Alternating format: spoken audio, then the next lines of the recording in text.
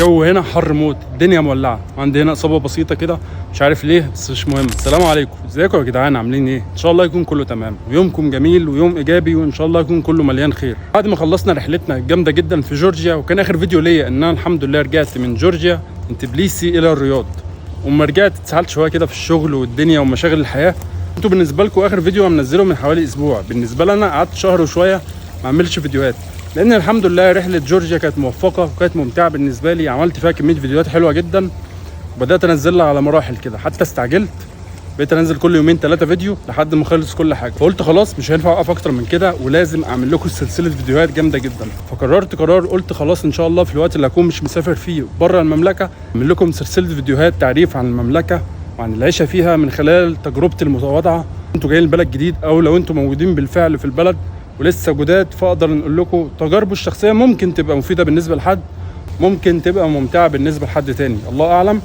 فده اللي انا ناوي اعمله ان شاء الله في الوقت اللي مش مسافر فيه. غير كده رتبت جدول رحلات جامده جدا ان شاء الله، هنرجع فيديوهات السفر مستمره معانا، استكشاف بلاد ربنا هنكمل فيه لان بصراحه حبيت الموضوع. ونقدر نقول ان الفيديو ده هيكون هو المقدمه بتاعه سلسله الفيديوهات الجايه ان شاء الله.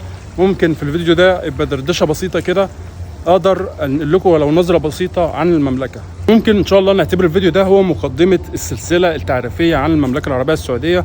طبعا غنيه عن التعريف، بس انا بنقل تجربتي الشخصيه اللي هي ممكن ان شاء الله تبقى مفيده بالنسبه لحد. شايفين المكان الجميل اللي انا فيه ده؟ المكان ده اسمه قصر المربع التاريخي او متحف الملك عبد العزيز.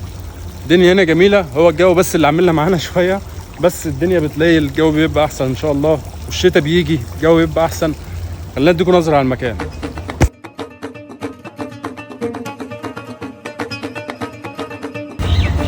خلينا نقعد وندردش كده عن الحاجات او التفكير والاحساس اللي هيجيلك اول ما تيجي البلد. منها صدمات كده هتبدا تحصل لك بما انك جيت بلد جديده، شفت حياه مختلفه. اول صدمه هتحصل لك لو انت جاي في الصيف، ده يبقى والدتك داعيه عليك. تبدا تعرف الفرق ان انت جاي من جو عامل ازاي وجيت هنا في جو عامل ازاي. يعني حرفيا ما تتكلمش عن الحر، بس زي ما في العيب الحمد لله في الميزه، لان هنا اغلب الاماكن كلها شغاله مكيفه، المولات، المحلات، المطاعم كبيره صغيره، حتى البقاله الصغيره بيكون فيها المكيفات شغاله. الحركه بالمواصلات، بالباصات او السيارات او التكاسي كلها مكيفه. يعني على قد ما هي حاجه صعبه مش هتبقى المشكله المؤثره معاك. يعني تاني حاجه تنبهر بيها لو انت من النوع اللي هو بتحب المباني والانبهار بالحاجات العمرانيه، حتى لو انت يعني انا بالنسبه لي انا بحب حاجه زي كده جدا. اول ما جيت وما شاء الله شفت الابراج والمباني، لا يعني حاجه تانية بجد. فما بالك بقى لو حد مثلا متخصص في الحاجات دي، مثلا مهندس معماري او ايا كان مش عارف بيبقى اسمهم ايه، ويجي شاف الحاجات دي ودي بالنسبه له تبقى الحاجه الواو اكتر، فيبدا يشوف اللي هو ما شاء الله التطور اللي فيه البلد هنا من ابراج وعماير وحاجات دي، فما شاء الله في حته ثانيه. ثالث حاجه، انا من الناس سعيده الحظ اللي جيت هنا المملكه في الشتاء. فعندنا الشتاء في مصر كان اصعب بكتير جدا جدا من الشتاء هنا، وانا من الناس اللي بتكره حاجه اسمها برد اصلا او شتاء يعني. فجيت هنا لقيت كنا جاي من الشتاء بتاع مصر والمطره والدنيا، وجيت هنا لقيت الشتاء اهدى كده، الدنيا مطرت، كان برضو الجو كويس. فقلت لا انا خلاص انا كده انا مش عايز حاجه تاني، ده اللي انا عايزه بالظبط.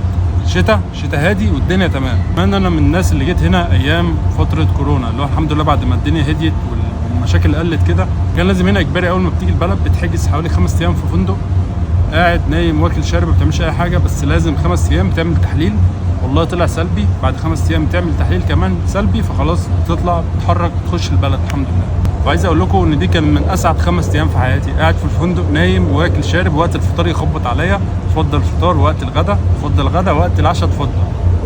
عايش ملك يعني. 5 ايام مفيش بعد كده. خلاص بقى يبدا يجي لك تفكير كده، هو ايه العيشه بقى ده؟ انا داخل على مرحله جديده، ده اللي انا كنت بفكر فيه. وفعلا دخلنا على مرحله جديده، بس ال5 ايام خلصوا ودخلت فعلا على المرحله الجديده في وشي بقى خلاص. عارفين يا جماعه احيانا الواحد يحب الانتخه كده ويبقى قاعد باشا كده والدنيا من حواليه بتجري، مش دايما يعني، بس بتيجي مرحله في الحياه بتحب تنتخ كده. بس في الاول وفي الاخر كانوا 5 ايام مسيرهم يخلصوا، عدوا فعلا 5 ليالي وخلصوا. ابتديت دخلت على المملكه، دخلت في زحمه الحياه بقى والدنيا كده، شوف بتعمل ايه بقى. الحاله الجديده اللي انا داخل لها في مستقبلي هتكون ايه بالظبط. فيا ترى كان ايه احساسي وتفكيري اول ما جيت كده دخلت على بلد جديده عليا، وايه احساسي بالظبط؟ عايز اقول لكم ان في ايام هتعدي عليكم نوعا ما فترات اكتئاب كده، مع ذلك كنت الحمد لله متفاهم الموضوع جدا وعارف ايه اسبابه كمان. طبعا له اسباب كتير، يعني يمكن مره واحده النقله اللي بتكون فيها من بلد لبلد بتسيب ناس كتير، بتسيب قرايبك، بتسيب اصحابك، خروجاتك مثلا اللي انت متعود عليها، لا انت دخلت كده مره واحده من عالم رحت لعالم تاني. قبل ما تكتشف مميزاته عيوبه، انت بس في الاول كده فتره انتقاليه هي اللي ممكن تسبب الحاجه زي كده. ده كل كلامي في الاول قبل ما اكتشف او اجرب اي حاجه لسه في البلد. بس مع ذلك انا شايف ان انسب حل في الفترات اللي زي كده انك لازم تفضل ايجابي، لازم تفضل قريب من ربنا، وتخليك مدرك ان شاء الله الترتيبات اللي جايه لك هي هتكون خير ليك. كان لازم نجيب حاجه تطري كده على الواحد، ليمون بالنعناع مش مقاطعه الحمد لله. حاجه من الحاجات اللي الحمد لله برضه هتلاحظها هنا موضوع الامن.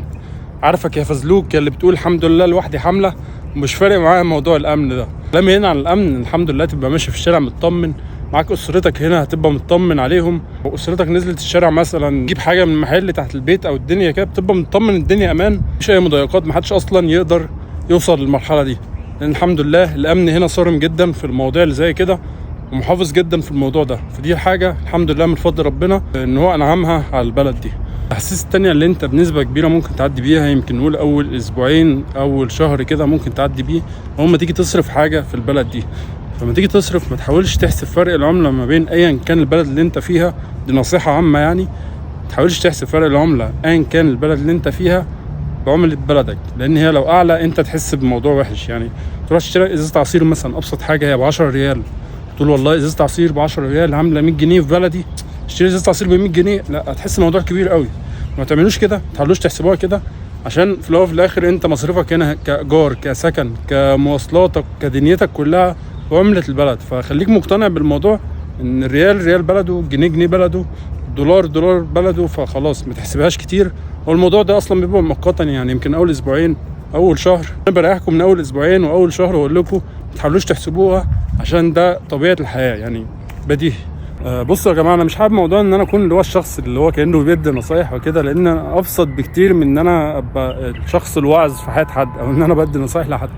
بس انا مجرد بنقل تجارب مش اكتر. اتمنى ان هي تكون بالنسبه لكم فيها القبول كده. في حاجه كمان لازم تخلوا بالكم منها، هو معارفكم او الناس اللي هتعاملوا معاها هنا في الغربه او في سفركم، ايا كان المسمى اللي انت هتسميها، لازم تعرف تختار الناس صح، لازم تعرف تبقى الناس اللي هتعامل معاك كويس. زي ما المثل بيقول اللي هو يعني حرص ولا تخون، ادي الحرص الكافي بس في نفس الوقت ما توصلش معاك لمرحله الوسوسه.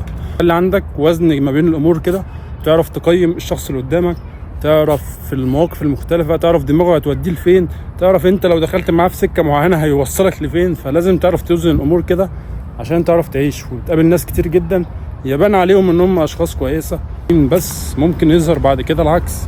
من الحاجات اللي الناس ممكن يبقى عندها فضول عنها برضه هو طباع الشعب هنا، طباع الشعب السعودي. بس اديكم فكره ومبدا انا ماشي بيه في حياتي، اللي هو الحسنه بتعم والسيئه بتخص. يعني الشخص الحلو ده انا بعتبره الطبيعي، الشخص الوحش بعتبره وحش لنفسه. في الاخر كلنا ماشيين بمبادئ وقوانين. اول حاجه مبادئ الدين اللي كلنا بنجتهد ان احنا ان شاء الله نبقى ملتزمين بيها جدا. تاني حاجه قوانين اللي بطمنكم ان هي بتمشي على الصغير وعلى الكبير، ليك حق تاخده، غلطان هتاخد جزائك. قانون بيمشي على الصغير وعلى الكبير، بيمشي على الغلطان، الغلطان هو بيتحاسب، اللي مش غلطان بياخد حقه. يعني ان شاء الله ده اللي موجود هنا، وده اللي الحمد لله انا يعني شايفه هنا في الفتره البسيطه المتواضعه اللي انا قعدتها هنا في البلد. بس يا جماعه الموضوع فرهده قوي انك تعمل فيديو في الجو ده. فان شاء الله ده زي ما قلنا فيديو مقدمه عن سلسله فيديوهات جايه كتير. ده كان فيديو بس كده دردشه ما بيني وما بينكم. حد جاي جديد، حد موجود هنا في البلد جديد برضو عنده اي اسئله، ممكن اقدر افيد تجربتي المتواضعه في البلد هنا. فممكن تسيبوا لي رايكم في التعليقات، اسئلتكم، كل حاجه. ما تنسوش تعملوا لايك وسبسكرايب وفولو. وطبعا السلسله دي مكمله معايا طول ما انا موجود هنا في البلد. اما سلسله السفر استنوا اللي جاي هيكون ان شاء الله ضرب نار، هتنبسطوا جدا. التجربه اللي انا خدتها في الاول دي كانت كده ايه تسخين، اللي جاي كله حاجه تانية خالص. استنوا الفيديوهات الجايه واشوفكم على خير. سلام.